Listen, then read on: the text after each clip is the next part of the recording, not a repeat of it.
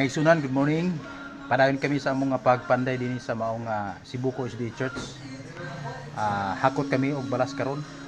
Og alang sa katong gusto pang mutabang nini maong pag plaster sa gambalay dinhi andam kami mudawat mga igsunan og usa ka mga pinasahi na pag hatag alang sa inyong mahigihatagon kasing-kasing. Ang inyong paghatag among gikalipay sumala sa imong pagbulutan sa kasing-kasing. Daghang salamat mga igsunan.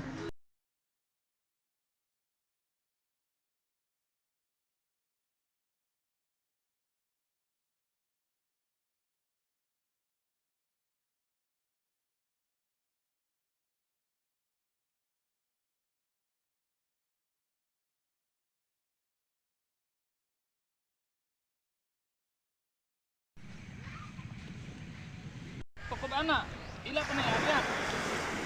Yan, dugay-dugay. Iwan ako na niya. Yan na. Totoo, no? Unito.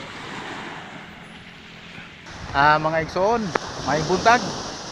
Yan na punta padayon sa atong paghakot og balas para sa simbahan sa Sibuko. Hindi balas daw yung yuta. Oo.